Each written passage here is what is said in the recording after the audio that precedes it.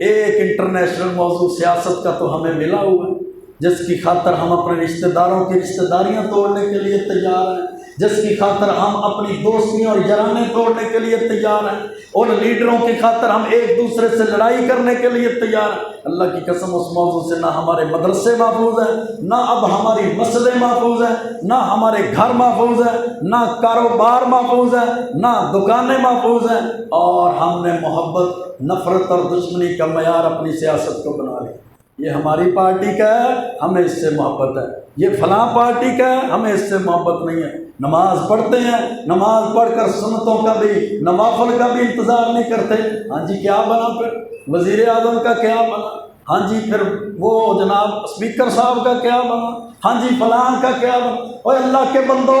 اللہ نے تمہیں اتنے قیمتی لمحات دیے، اللہ نے تمہیں اتنی قیمتی زندگی دی ہے، اللہ نے تمہیں اتنی قیمتی سانسیں دی ہیں، پھر اللہ نے تمہیں توفیق دی ہے کہ لاکھوں کروڑوں کی بھیڑ میں سے چند لوگوں کو نکال کر اللہ نے مسجد میں آنے کی توفیق دے دی، پھر اللہ نے مسجد میں تمہیں بلا کر باجماعت نماز کی توفیق دے دی۔ اب تم ان مسجدوں میں آ کر غیبتیں کرو گے، تم مسجدوں میں آ کر چغلیاں کرو گے، تم مسجد میں آ کر گندے لوگوں کی گندی سیاستوں پر لڑائی اور جھگڑے کرو گے۔ قرآن کی تلاوت کے لیے وقت نہیں، اللہ کی قسم ہمارے پاس ذکر اذکار کے لیے وقت نہیں ہے ہمارے پاس، اللہ کی فرما برداری اور عبادت کے لیے وقت نہیں ہے ہمارے پاس۔ اگر ہمارے پاس وقت ہے تو انہی کاموں کے لیے، انہی باتوں کے لیے ہے، انہیں معاملات کے لیے۔ نہ میرے بھائیوں، نہ ایسی غفلت والی زندگی کی طرف نہ لوٹ جائیے، اور ان لوگوں کی خاطر اپنی رشتہ داریوں کو نہ توڑیے، ان لوگوں کی خاطر جناب اپنے